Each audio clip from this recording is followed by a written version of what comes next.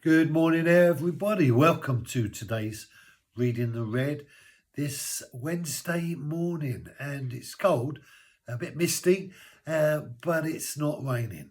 No sunshine yet, though. Mark chapter 7 and verse 11.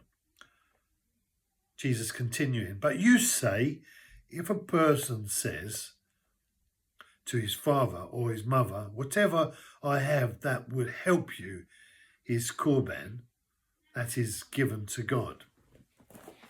So Jesus says, so you say. And this idea of who's saying it and who's listening. And who are we listening to?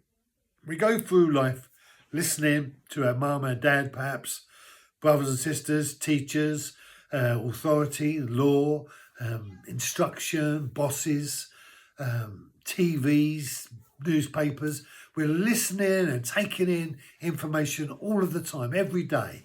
Our lives are saturated. And in these days with mobile phones and computers, information is coming at us so fast, we're wondering what's going on. But the word, and so you say.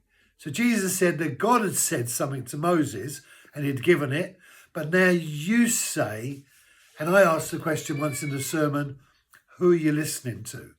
And who we're listening to is the key to a successful or a destructive life.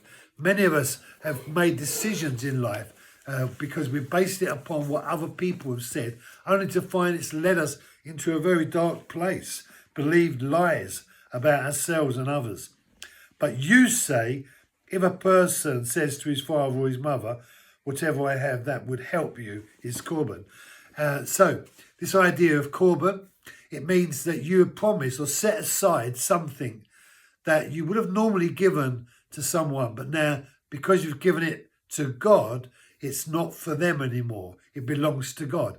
And so they had worked out a way in which to not honour the law that Moses had given with regards to honouring your father and your mother. That meant taking care of them as well in financial and protective ways. Jesus says, but you've worked out a way, you've schemed a way where you can say, oh, if I give this to God, then I don't have to give it to my mum and my dad. So it's korban. It's like sacred. It doesn't belong to me anymore to give to you, so you can't have it. And so they worked out this way of avoiding keeping the law. And not that it's wrong to set aside things to give to God. If you set aside things to give to God, you should give it. I mean, Scripture tells us if we don't, that's not a good thing either. So we need to keep our promises. A yes is yes and no is no. But they were working out a way to get away from fulfilling the law. And many people do that in life. They don't actually break the law, but they just scheme around the law. And they do that with spiritual laws as well, with Christianity even. They do that in regards to the whole manifestation of how they live their lives. But the Bible is really clear. Do what God says. Say what God says. Live like Jesus, and you will then reflect Jesus.